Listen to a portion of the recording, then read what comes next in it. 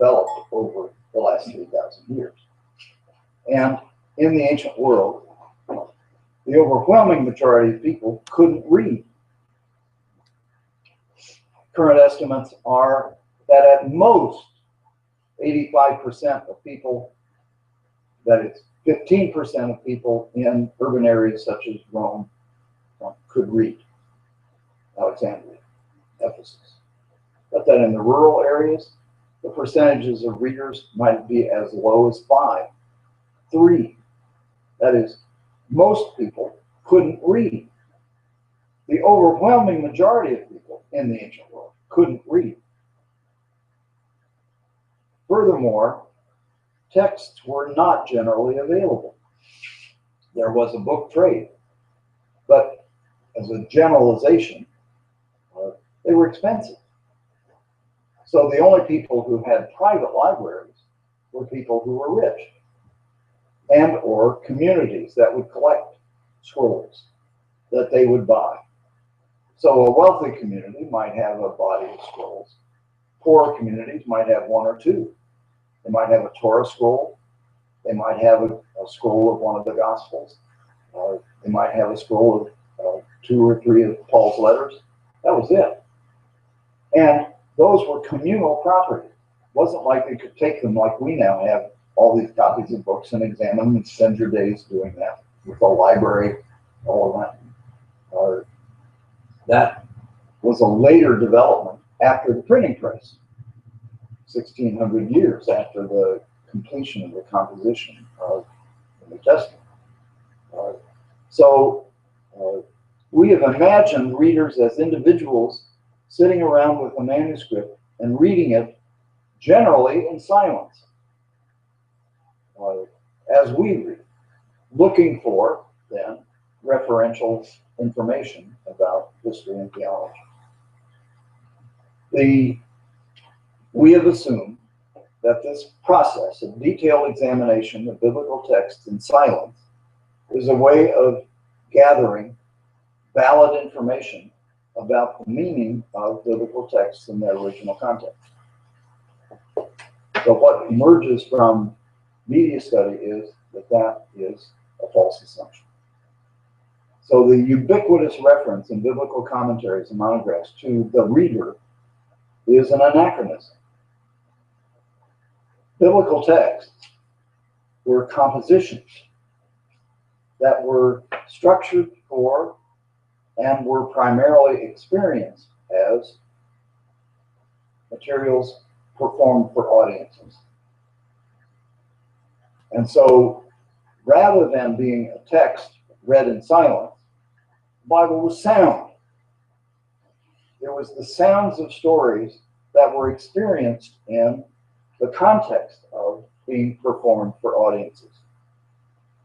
So, the evidence from then the study of the ancient world in this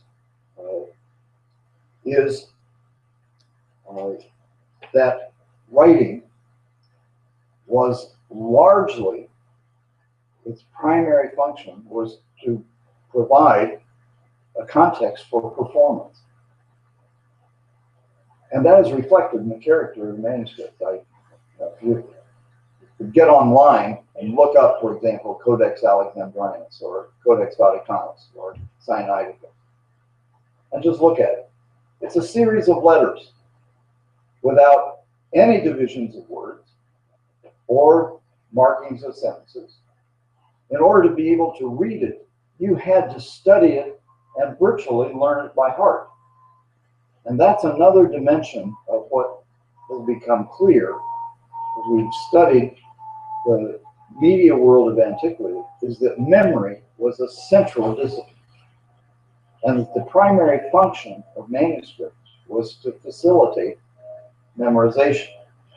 So what students did in ancient schools, both Greco-Roman schools and Jewish schools, was that they would learn a manuscript by heart. The way that it happened was that the teacher would read, for example, a rhetorical speech of Cicero. And the students would copy it on a wax tablet. And they'd go home, and the expectation was that they would memorize what he had dictated to them that day. And then they'd come back the next day, and the first thing was that they would be examined on whether or not they knew that part of Cicero's speech by heart.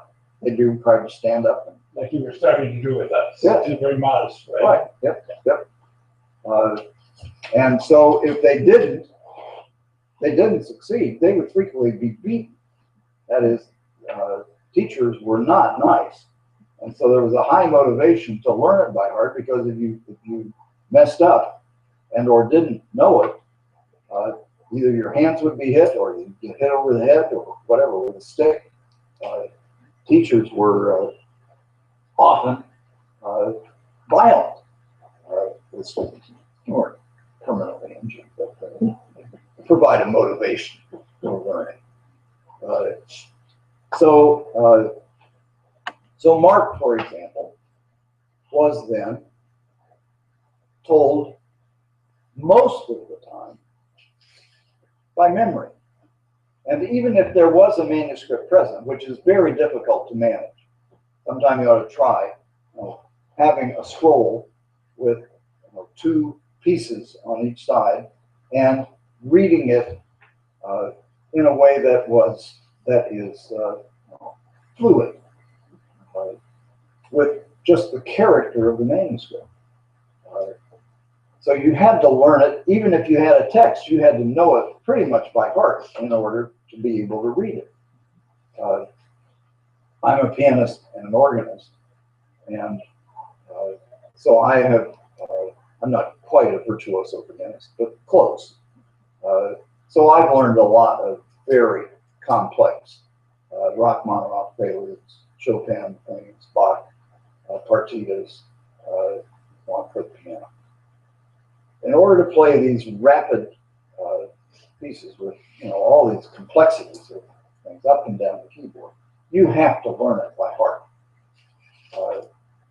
and be able to use, even if you have a copy of the score up before you, you have to be able to use that as cues to what you already know, so that you look at a few pieces of it, but you can't read every note. It's not physically possible to do that and play it at the tempo which you need to play it. You have to master. You have to get it into your muscles so that you can do it without thinking. Well, the same is true of these ancient manuscripts. You had to know it by heart in order to be able to continue the reading fluidly, often rapidly, in order to capture then the character of the story. It's easiest if you know it by heart. And so the stories, there was always memory involved, but the stories were best and there was the most dynamic of interaction when it was known by heart. So the function of writing then was to record sounds, and the assumption was that those sounds would be to some degree, high degree, virtually memorized by anyone who would perform then this literature. So the function of written text of Mark's gospel in the first century is comparable to the function of a musical score today. That is, it records the sounds so that they can be reproduced by somebody who studies and learns that score so that they can then reproduce the sounds of the story. So another major factor in this was then the awkwardness of managing a scroll in performance. People did it, but it was always awkward. So what then we are doing in a performance criticism commentary is trying to focus on the sounds of the story and to learn those sounds and then to make them available by developing our abilities as storytellers, once we can then tell those stories. And the assumption of performance criticism is then that this is a more accurate way of gathering data information about what did these stories mean in their original context. So that's what I sought to do in this study, is to map the sounds and then to analyze what was the probable impact of the sounds of this story for audiences. And that's the next question, is who were Mark's audiences and what was the context of Mark's gospel? We pass those out. That'd be fine. What emerges from a study of Mark's gospel as a composition performed for audiences indicates that Mark's audiences were composed primarily of non-Christian, that is, of Hellenistic Judeans who were not followers of Jesus, who did not believe that Jesus was the Messiah. The general assumption, the general conclusion of the majority of Markan commentaries has been that the audiences of Mark were Gentile Christian congregations. That is, that in the case of recent commentaries of Eliyahu Collins, includes that it may have been made available for a network of churches, but that they were Gentile Christian churches.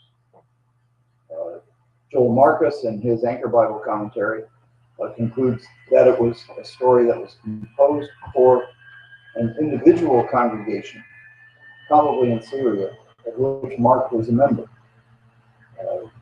and that he wrote the gospel then for this one congregation.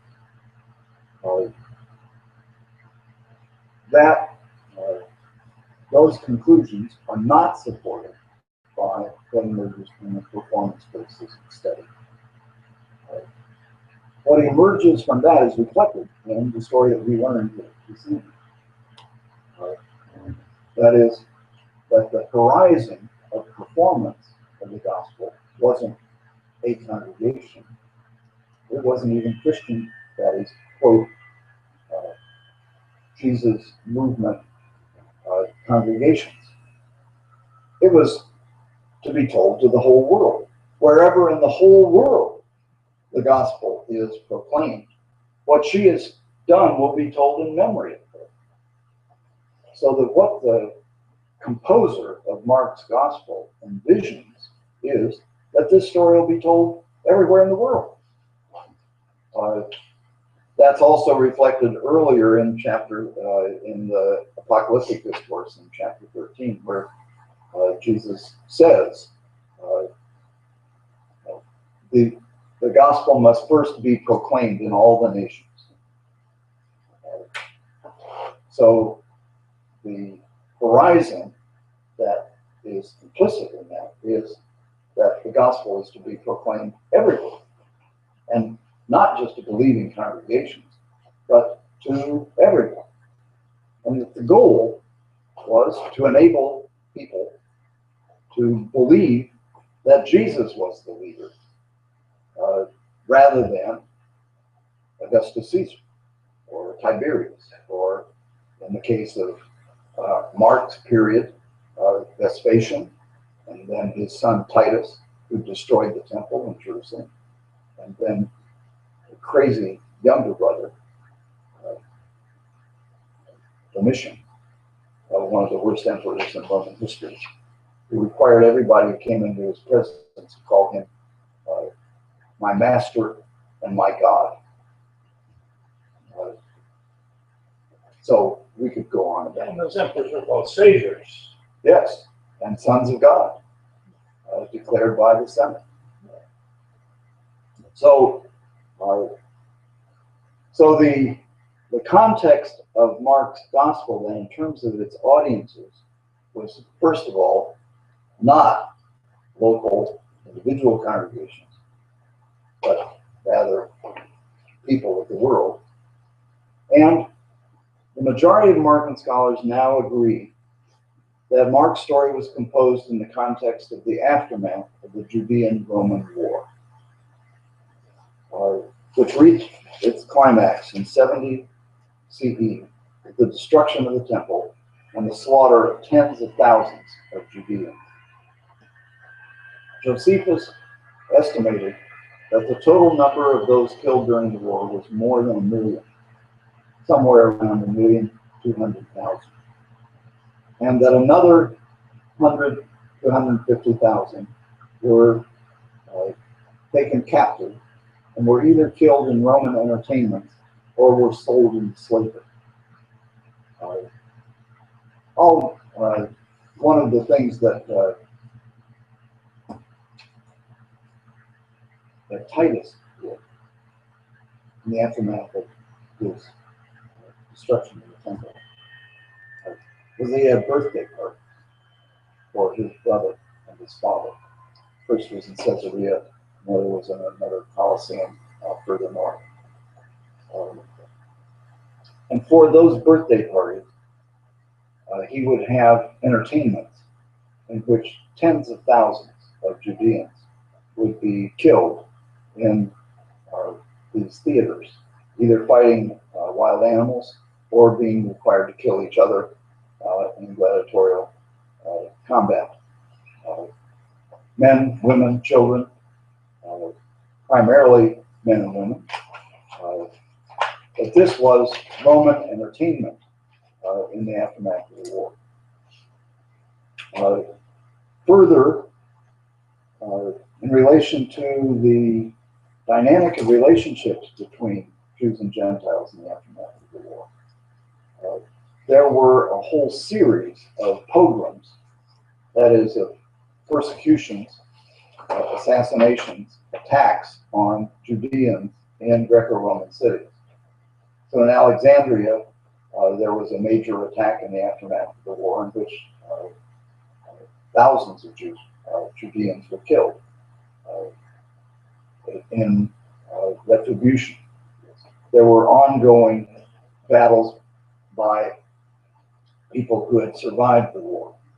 Sicarii from the fortress at Masada, who migrated to Egypt, got out either from Jerusalem or and then established revolutions and rebellions in major parts of Egypt. I could tell you those stories, but we don't have time tonight. But the basic historical conclusion about this period was that the war itself was the greatest disaster in the entire history of Israel. Current estimates are that there were somewhere around 6 million Judeans, Israelites, in the Greco-Roman world. Another million perhaps in the Parthian Empire. So the casualties of the war were somewhere around 1 out of every 5 to 7 Judeans in the entire world were killed in this war. It was an unprecedented degree of threat. The Babylonian conquest was minimal in comparison.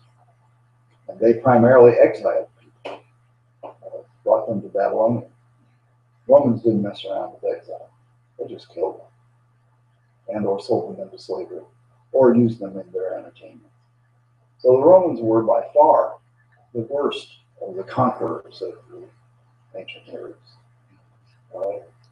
And so Mark's gospel then was told in the context of the aftermath of this war.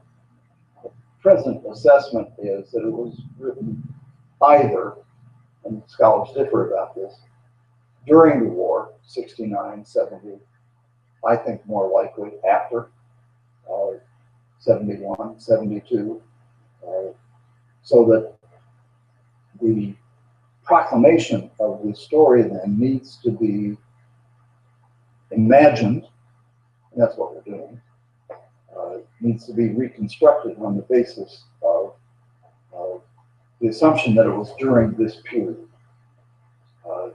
in the aftermath of the war.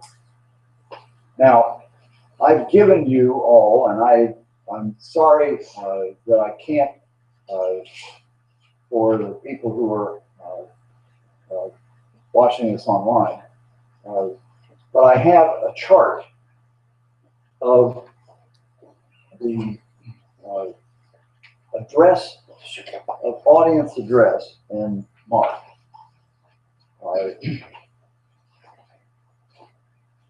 Now, let me describe first what audience address is.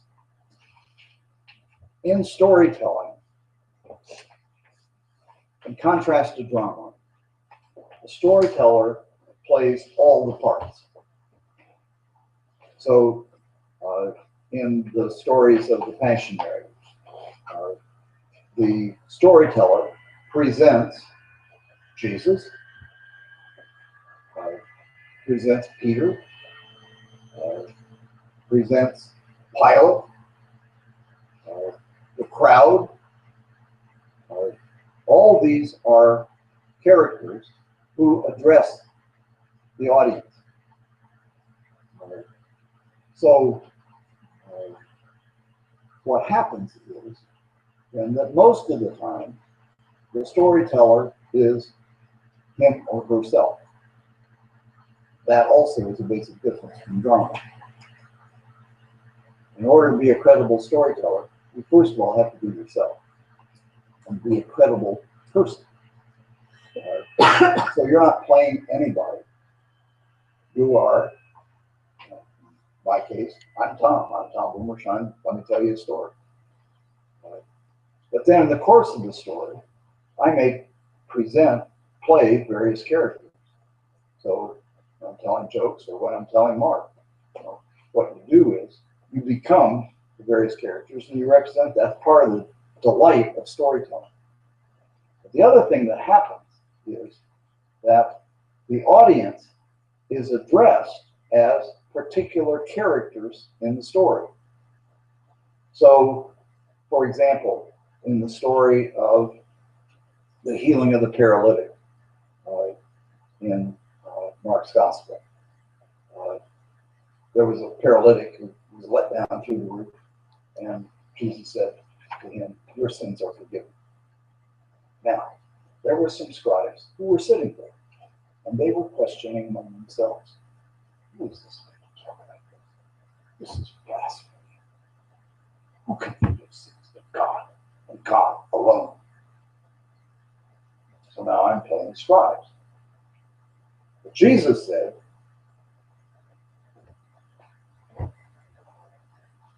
recognizing that they were thinking like this,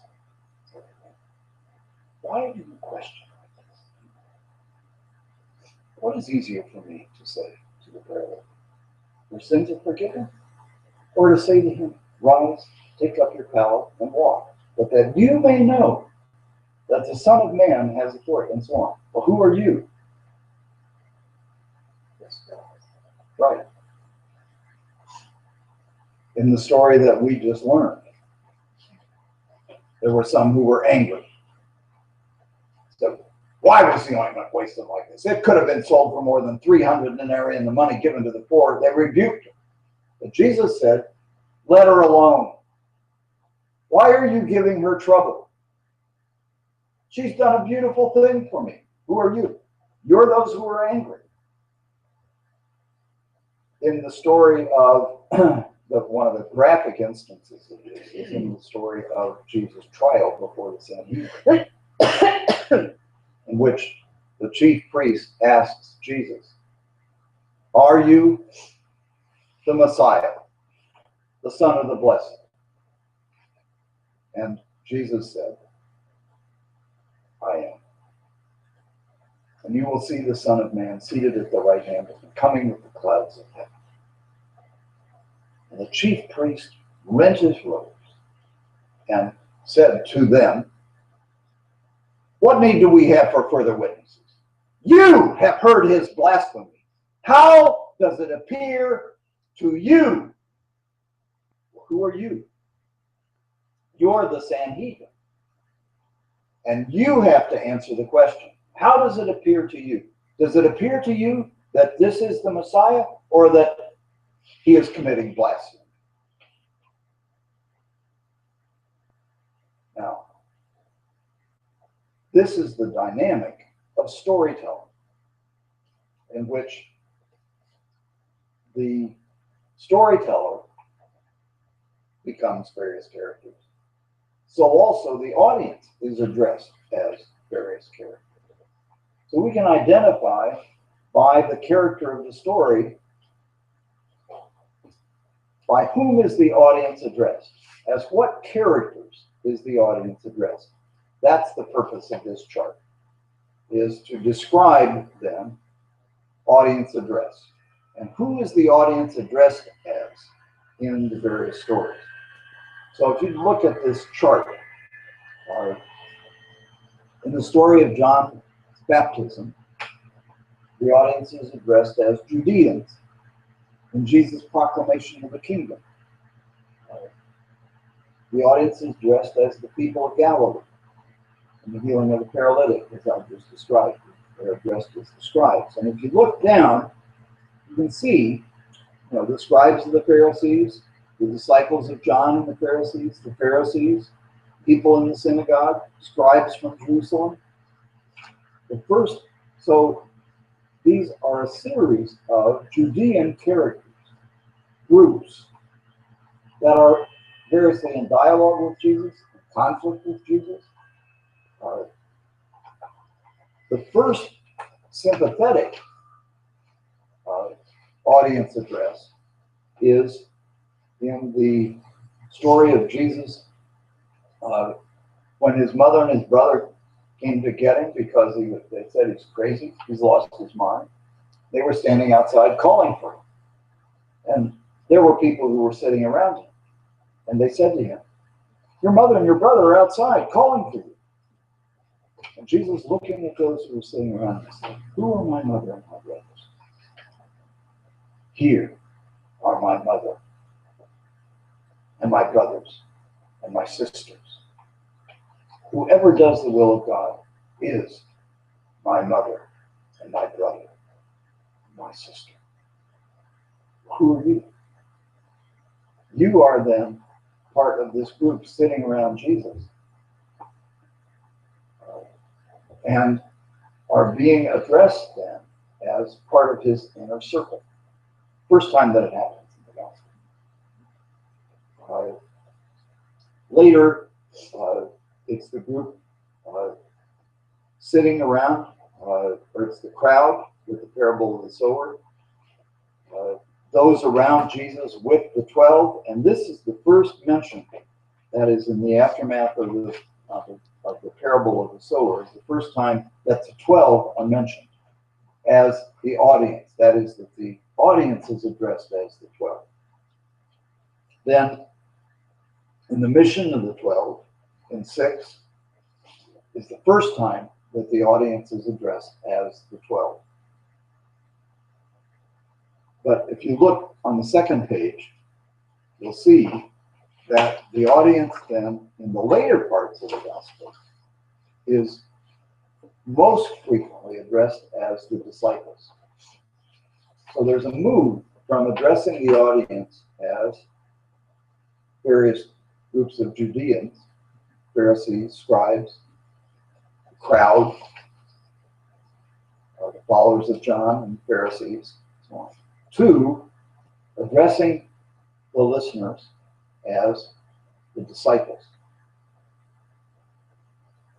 So there is a move from them, the address of the audience, as those who are in conversation, conflict, dialogue with Jesus in the Judean Israelite community, to then addressing the audience as the disciples.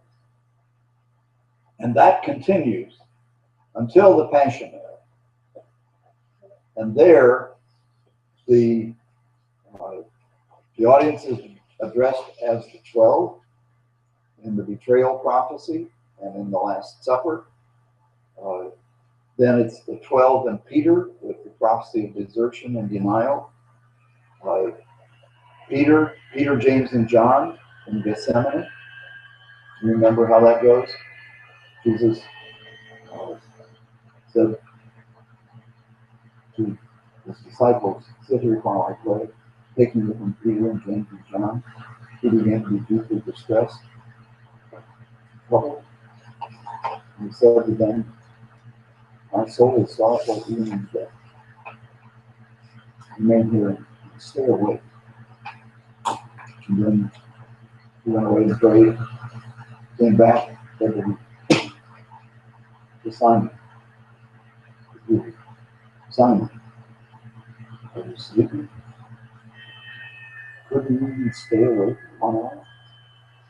Wake up, pray that you may not enter into this. The spirit is willing, but the flesh is weak."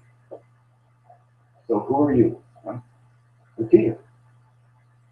So what happens then is that in the run up to the trials, the audience is addressed as Jesus' followers. All can run away, denying Him. We'll get to that. In the last part of the story, the audience is addressed as the council, as the crowd, and then at the end, Mary Magdalene, Mary, and Salome.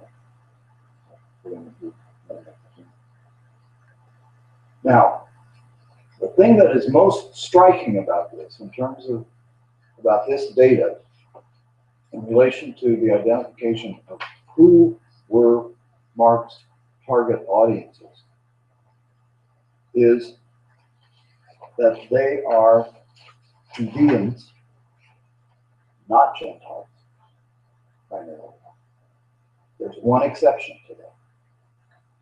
And that is, if you look at page 2, the tradition of the elders, the audience is in one place identified and addressed as non-Judeans who do not know the customs of law.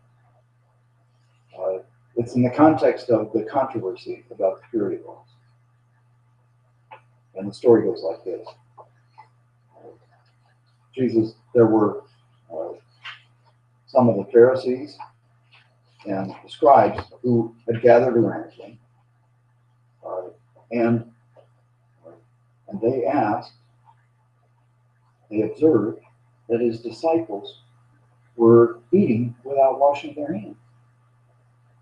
And they said to him, "Why do your disciples not observe the tradition of the elders?" And then Mark addresses the audience. "For Judeans do not eat unless they first wash their hands. And when they come in from the marketplace, they do not eat until they have washed their fruit, all of their food. They also practice the washing of cups and vessels of bronze." Now, who are the audience then? Well, the audience are non-Judeans.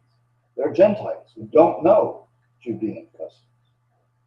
So what is reflected in this data is then that Mark's listeners were primarily Judeans. But also, and this, as far as I know, is the first time in the storytelling traditions of Israel in which Gentiles are included in the audiences of the story, as well as Judeans.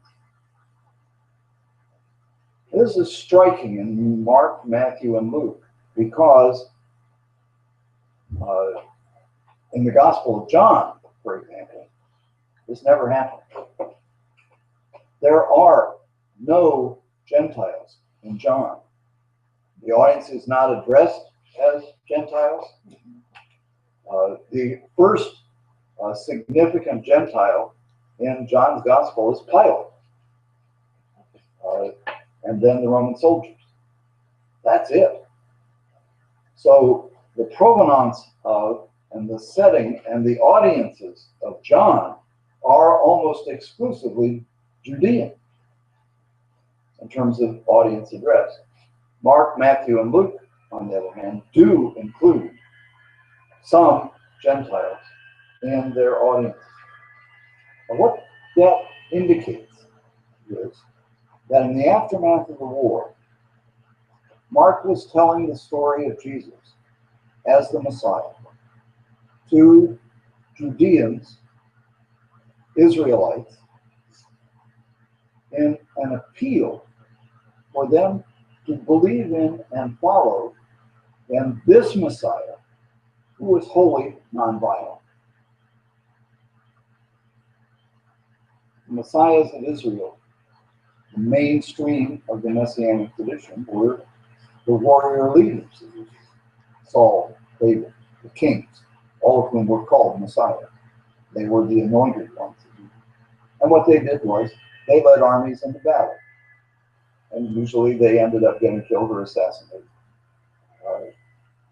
As is written, you read through First and Second Kings and just see the character of that story in relation to who was the Messiah. Jesus is radically different than any Messiah who had been identified in the mainstream of Israelite tradition, because he didn't recruit an army. He didn't have any battles. He didn't kill anybody. So what kind of Messiah is this? Well, this is a Messiah who is attractive to Judeans and Gentiles in the aftermath of an enormous, tragic war. That was the greatest catastrophe in the entire history of the nation of Israel. So, in that context, the stories of Jesus resonate in a way that is very different than the way in which we have understood Mark's gospel. And a dimension of this is that another stream of Markan and gospel interpretation, that is all four gospels, is that they were anti-Jewish. We'll spend more time on the specifics of that tomorrow. But the evidence from audience address does not support that conclusion. That is,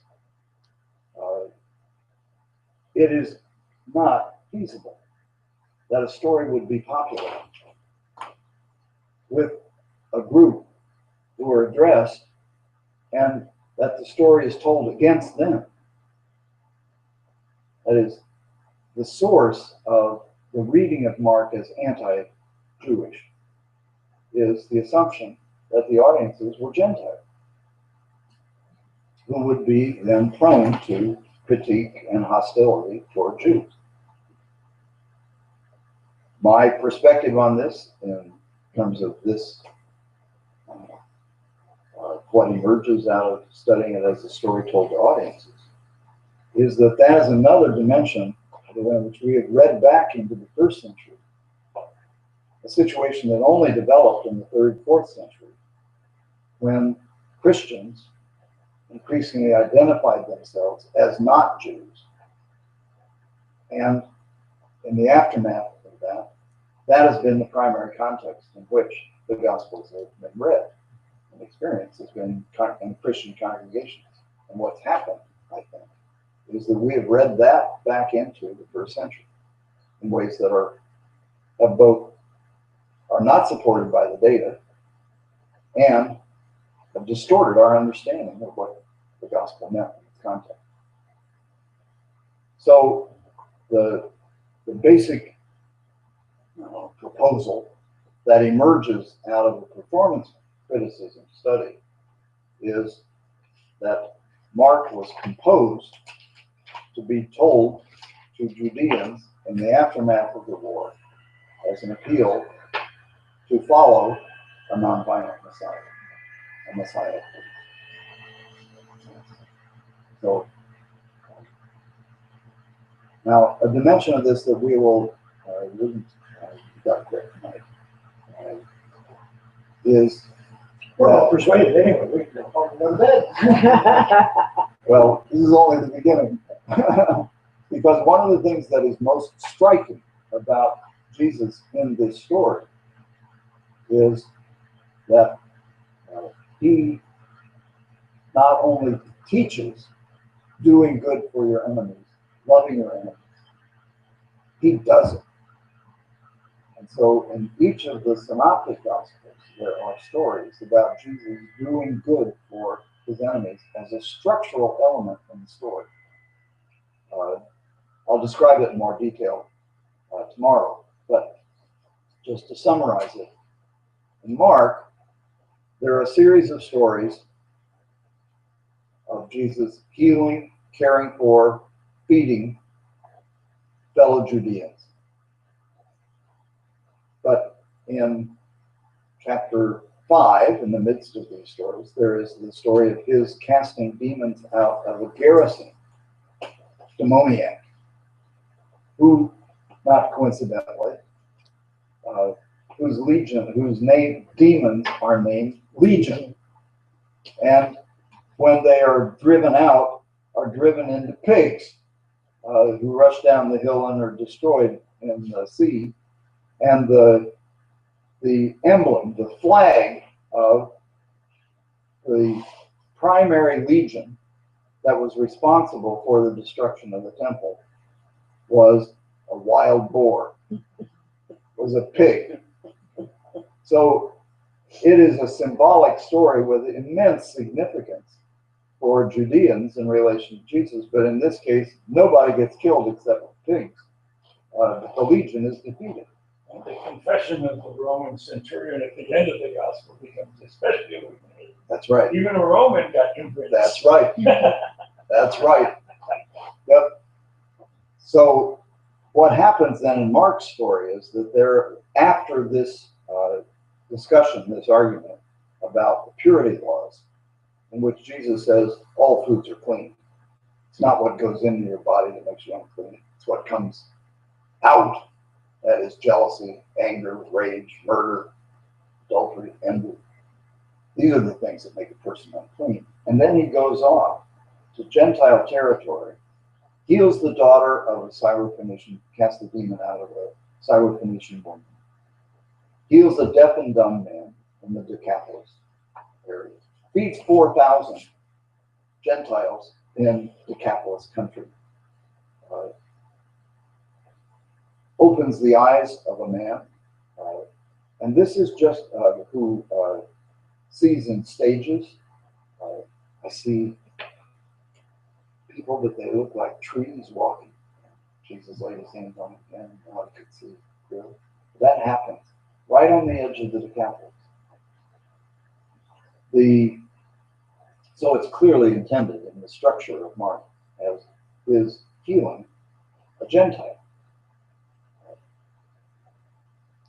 And what immediately follows that in Mark's story is the Messianic confession. As Jesus asked them, who do people say that I am? And he said, well, some say you're John the Baptist, or one of the prophets. Who do you say that I am? You are the Messiah. You're the Christ. So the implicit proclamation is that Jesus then did good for his enemy. This is also picked up in other ways in Matthew and Luke. We'll talk about that tomorrow. But this is the most striking thing about Jesus as a Messiah. Is that he didn't, Matthew and Luke talks about it. He doesn't talk about it. He just does. So what is the most striking element of the characterization of Jesus as a Messiah priest is that he does good things. And that's the source of the theme that we're going to explore here in relation to what would this be like? And what has struck me is that this theme has not even been identified in the theological literature, in the critical literature. It's almost like this is a discovery. Well, it emerges out of the recognition that the audience had a different character, and that it was in the aftermath of the war. And so these are inferences about what this would have meant based on this redefinition of Martin's context that emerges out of studying it and listening to it as a story that was told to the audience. So that's the basis of the stuff that we're exploring. Great. Well, those at the table are going to get up around 7:30 for breakfast and reconvene at 8:30 in Maple to continue work on our stories in storytelling. And then we'll come back here and open up another live presentation at 10:15 tomorrow morning. Right. On the rhetoric of implication. Thank you, Tom.